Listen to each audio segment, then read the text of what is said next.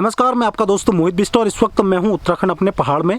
और इस वक्त क्या नज़ारा है आइए हम आपको इस वीडियो के माध्यम से दिखाते हैं। दोस्तों, दूसरा हम कल एक घटना जो हमारे सामने घटित हुई उसके बारे में आपके सामने बयां करना चाहता हूं। एक तरफ हमारे उत्तराखंड में लगातार जो बसों के हादसे हैं, छोटी गाड़ियों के हादसे हैं, वो लगातार उत्तराखंड में हो रहे हैं, लेकिन उसके बावजूद भी जो उत्तराखंड परिवहन है वो किसी प्रकार की इसमें अभी तक भी सावधानी नहीं बरत रहा है। अभी वो लगातार लापरवाहियाँ कर रहा है। दरअसल कल 16 नवंबर की सवेरे जब हम 7 बजे बस में बैठे, यह सोच कर कि चलो उत्तराखंड परिवहन निगम की अगर इस बस में हम बैठते हैं तो करीब 1 से 1:30 बजे तक हमें यह हल्द्वानी छोड़ देगी, उसके बाद में हम अपने गांव जल्दी पहुंच जाएंगे। तो जब हम 7 बजे इस बस में सवार होते हैं तो बस जैसे ही चलती है करीब आधा घंटा यानी 7:30 बजे करीब, तो वो अचानक से उसकी टायरों की हवा कम हो जाती है, जिसके बाद में गाजियाबाद में उसमें हवा भराई जाती है। उसके बाद में जब फिर हम पुनः बस में बैठते हैं सभी लोग, और यात्री भोजनालय जो कि गढ़गंगा से ठीक पहले है, वहाँ करीब 9:30 बजे से लेके 10:30 बजे से भी अधिक टाइम हो गया, यानी 1 घंटे से भी कहीं ज़्यादा समय हो गया, यह बस वहाँ पर खड़ी रहती है। जबकि जो नाश्ता पानी है वो लोग जल्दीबाजी कर ही लेते हैं, इतना समय कोई नहीं लगाता मेरे हिसाब से, उसके बाद भी ये खड़ी रहती है। उसके बाद में इन लोगों ने क्या करा, जबकि बस में जो है 50 से 55 सवारी जो है पूरी सीटें फुल हो चुकी थी, और जो लोग हैं शादी विवाह का टाइम है, सबके पास ऑलरेडी बड़े बड़े बैग थे, बड़े बड़े लगेज थे, तो उनकी तो रखने की जगह नहीं हो रही थी। तो ये लोग क्या करने लगे, जेसीबी का आगे का हिस्सा जो होता है, बूम जो मिट्टी भरता है वो लोहे का, उसे ज़बरदस्ती चालक परिचालक और कुछ लोग ज़बरदस्ती बस के अंदर चढ़ाने लगते हैं, जिसमें लोगों ने कहा कि हमारे तो बैग रखने की जगह नहीं है, आप इतना भारी भरकम सामान को अंदर रखेंगे तो इसे कहाँ रखा जाएगा। फिर बड़ी मुश्किल से उन लोगों ने उसे बाहर निकाला। तो जैसे ही बस वहाँ से फिर आगे निकलती है, रामपुर पहुँचने से सिर्फ 10 या 15 किलोमीटर पहले अचानक से चलती हुई बस में बस का एक टायर ब्लास्ट कर जाता है। जैसे ही वह ब्लास्ट करता है तो अंदर सभी लोगों की चीख पुकार मच जाती है, और ब्लास्ट इतना भयानक था कि जो ऊपर सीट होती है टायर के ऊपर वाली, उसके नीचे की लगी हुई बॉडी पूरी तरह से ब्लास्ट हो गई, वो भी जिसके ऊपर सीट में बैठे हुए 2 लोग गंभीर रूप से घायल हो गए, जिसमें एक दिल्ली पुलिस का कांस्टेबल था, जबकि दूसरा उत्तराखंड पहाड़ी क्षेत्रों का ही कोई व्यक्ति था, जो पुलिस कांस्टेबल था उसे किसी शादी में रुद्रपुर आना था, जबकि जो अन्य था वो भी अपने पहाड़ की ओर आ रहा था। तो जो यह बस उसके बाद में जब हम बीच रास्ता हाईवे था वहाँ पर काफ़ी देर तक बस खड़ी रही।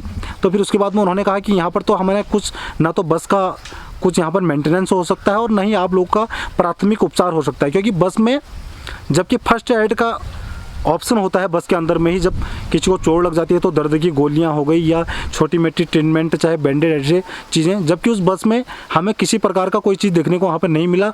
जबकि बस के अंदर पूरी धूल मिट्टी भर गई थी, क्योंकि ऊपरी ब्लास्ट जो नीचे मिट्टी थी ऊपर आ गई।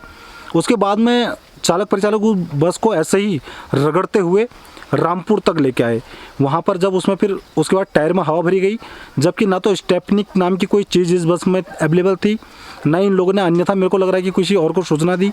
उसके बाद में जब रामपुर पहुँची तो वो 2 लोग जो घायल थे गंभीर रूप से, उन्होंने विरोध करना शुरू कर दिया कि हमारा इलाज कब कराओगे, क्योंकि उनके पाँव सूज के दोनों को काफ़ी मोटे हो चुके थे। तो फिर उन्हें एक अस्पताल में ले जाया गया, जहाँ उन्हें पेन किलर इंजेक्शन लगाए गए, जिसके बाद में उन लोग 1-2 जो पुलिस कांस्टेबल थे, उन्हें कोई व्यक्ति उन्हीं के जो परिजन थे वो आ गए थे रामपुर गाड़ी लेके लेने के लिए, जबकि दूसरा व्यक्ति हल्द्वानी तक उसी बस में आया। तो आधे लोग तो बीच में उस बस से उतर गए कि हम इतनी खतरनाक रिस्क में नहीं जा सकते हैं, लेकिन जो दूसरी बसें आई थी वो फुल हो गई ऑलरेडी।